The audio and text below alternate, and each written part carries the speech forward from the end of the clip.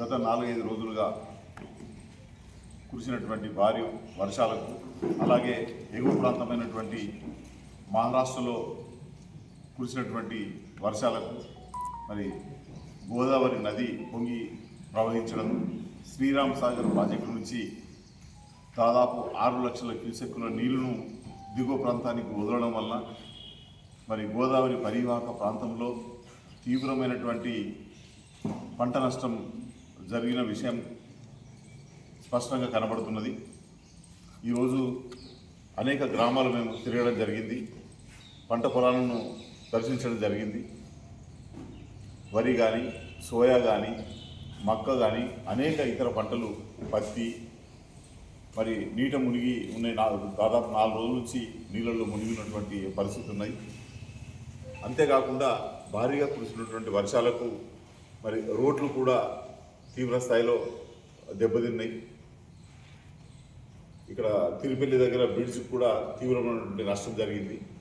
లక్ష్మణ్ చందర్ నుంచి సోన్కు వెళ్ళే దారిలో మరి పీచల ధర్మాల దగ్గర కూడా మరి అక్కడ ఏదైతే బ్రిడ్జ్ కల్వర్ట్కు నష్టం జరిగిందో ఇవన్నీ కూడా చూడడం జరిగింది. అట్లాగే ధర్మారం నుంచి మునిపెల్లి వరకు ఏదైతే రోడ్డు ఉందో రోడ్డు కూడా ఈ వరదల వల్ల తీవ్రమైనటువంటి నష్టానికి గురైంది, పోతకు గురైంది. మరి వీటన్నింటిని కూడా ఇవే కాదు, రోడ్లు, బ్రిడ్జులు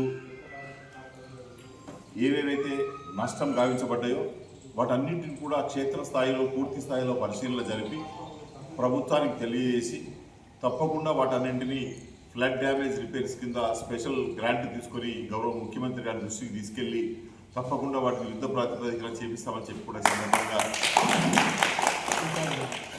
మనం చేస్తున్నాం.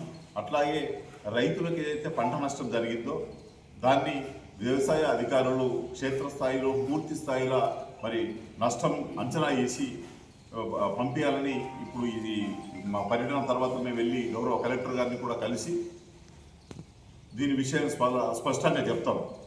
అన్ని విభాగాల అధికారుల్ని సమన్వయం చేసి క్షేత్రస్థాయిలో అన్ని డిపార్ట్మెంట్కి సంబంధించినటువంటి ప్రజలకు ఇబ్బంది కలిగినటువంటి ఏదైనా ఉన్నా కానీ అది ఎలక్ట్రిసిటీ కావచ్చు, అది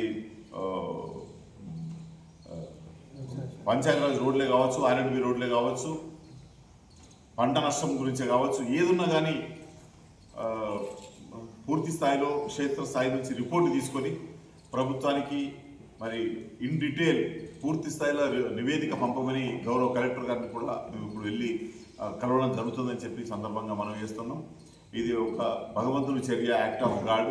ఇది ఎవరి మనిషి చేతిలో ఉన్నటువంటిది కాదు. కానీ ఇటువంటి పరిస్థితుల్లో రైతుల్ని, ప్రజల్ని ఆదుకోవాల్సిన బాధ్యత ప్రభుత్వం పైన ఉంటుంది. కాబట్టి వీటన్నింటినీ గౌరవ ముఖ్యమంత్రి రేవంత్ రెడ్డి గారి దృష్టికి తీసుకెళ్ళి మరి వీటికి అవసరమైన నిధులు మంజూరు చేయించి తప్పకుండా పనులు చేపిస్తామని చెప్పి ఈ సందర్భంగా మనవి చేస్తూ ఉన్నాం.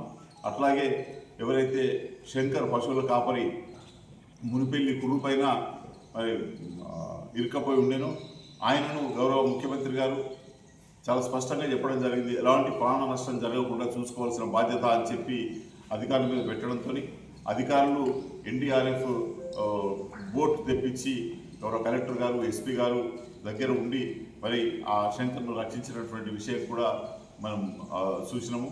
ఒకవేళ బోటు పోలేని పరిస్థితి ఉన్నట్టయితే అవసరమైతే ప్రభుత్వం హెలికాప్టర్ పంపడానికి కూడా సంసిద్ధత వ్యక్తం చేసిన విషయాన్ని